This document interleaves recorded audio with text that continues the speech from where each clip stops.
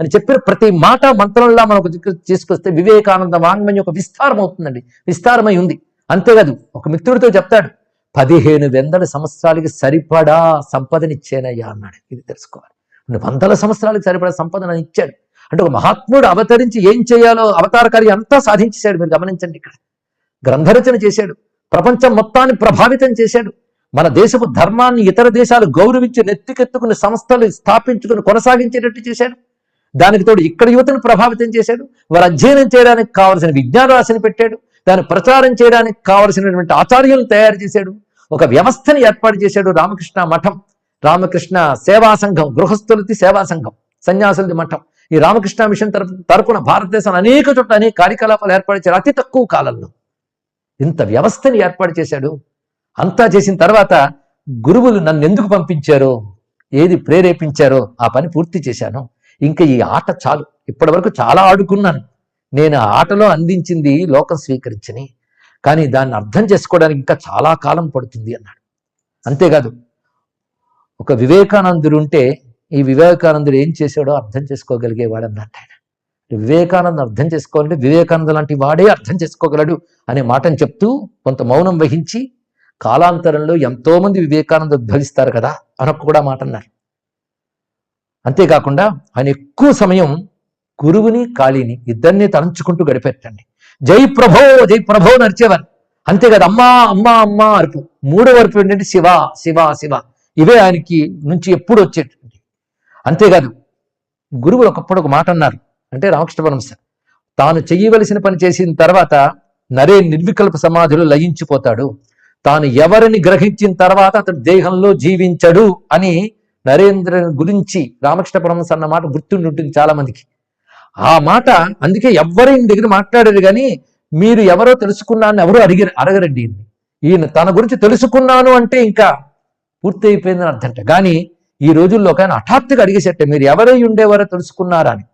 అప్పుడు ఆయన మౌనంతో అవును ఇప్పుడు తెలుసుకున్నాను అన్నట్టు. అదొక భయం కలిగించినటువంటి సంఘటన మొత్తానికి. అది 1902 జూలై ఆ ప్రాంతంలో ఆ 2వ తేదీ ఏకాదశి ఉపవాసం ఉండి ఆ మర్రోజు ఆయన ద్వాదశి భోజనం చేసి అందరితో సరదాగా కబుర్లాడి, ఎప్పుడు తన దగ్గరకు వచ్చే భోజనం అందరితో కలిసి చేసేట ఆ రోజు.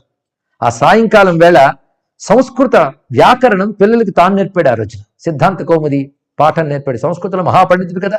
అది చెప్పి వేదంలో ఒక మంత్రం గురించి సుషుమ్నః సూర్యరశ్మి అనే మంత్రానికి భాష్యకారులు ఏం రాశారు అని తోటి శిష్యుడితో చెప్తూ దాని అర్థం ఇది కూడా అయి ఉంటుందని చెప్తున్నారు. ఈ వేదాలు బాగా అధ్యయనం చేయాలి, దేశానికి విజ్ఞానం ఇవ్వాలి అనుకుంటూ 5:30 అయ్యేటప్పటికల్లా తిరిగి మఠంకి వచ్చి తను తన గదిలో పై మేడ మీద అంతస్తుకు వెళుతూ తనకు సేవ చేస్తున్న విరజేంద్ర అనే యువకుడిని పిలిచి, ఇవాళ నేను హాయిగా ఉన్నానయ్యా, నా ఒళ్ళు చాలా తేలిగ్గా ఉంది అంటూ ఆ పైన కూర్చుని నేను జపం చేసుకుంటాను, కింద నా జపమాల డబ్బా ఉంది పట్టుకురా అన్నట్టు. ఆ జపమాల పాత్ర తీసుకువెళ్ళగానే జపమాల తీసుకుంటూ ధ్యానం చేస్తూ నువ్వు కూడా ధ్యానం చేయండి విరజేంద్రతో చెప్పారు.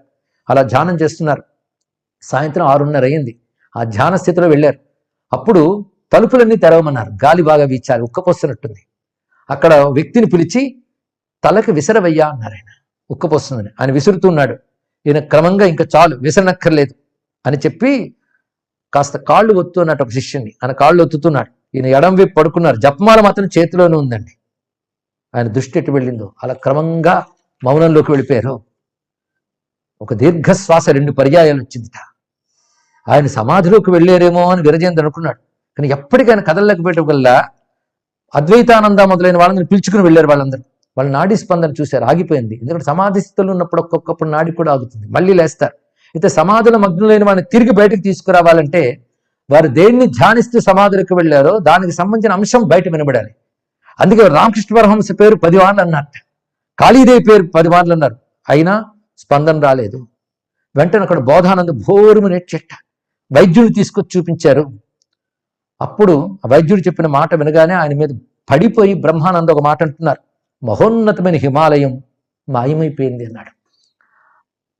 అక్కడ ఆయన మరణానికి కారణం ఏమిటి అంటే గుండెపోటు నొకాయన కాదు, మెదడులోంచి రక్తస్రావం జరిగిందని, ఇవేవి కారణం కాదు, ఇచ్ఛామరణం వరంగా పొందానని చెప్పాడు ఆయన. అందుకే వచ్చిన పని పూర్తి అయిపోయింది. ఆయనకి ఇష్టమైన నిర్వికల్ప స్థితే, దానికి ఆయన వెళ్ళారు.